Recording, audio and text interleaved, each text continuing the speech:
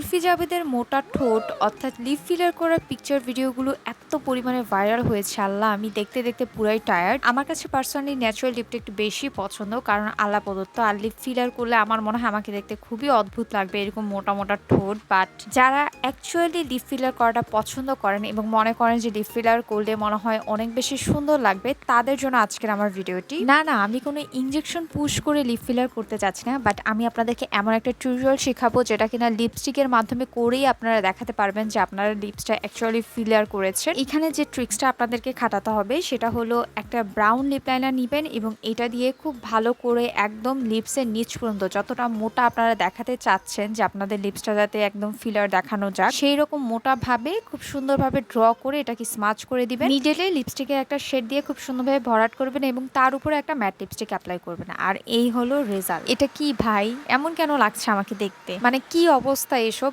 এমন দেখা যাচ্ছে কেন? আমাকে মনে হচ্ছে আমার এগুলো হাসের ঠোঁট, খুবই অদ্ভুত লাগছে নিজের কাছে নিজেকে দেখ। মুখটাকে অনেকে এরকম পাউডার মতন করে রাখে লিপ ফিলার করার পর, মানে কেন সেটাও জানি না। আমাকে কিন্তু একদমই মানাচ্ছে না, আর আমি জীবনও এরকম করতে যাচ্ছি না। আপনাদের যাদের পছন্দ তারা একটু ট্রাই করতে পারেন, তবে পার্সোনালি আমি বলবো please don't try this. No offence, but lip ফিলারটা আমার কাছে খুবই বাজে লাগে। ন্যাচারাল লিপসে অনেক সুন্দর টেম্পোরারি হাসের ঠোঁট বনাম উর্ফি জাভেদের ঠোঁট হয়ে গেল। See you in my next video, tata.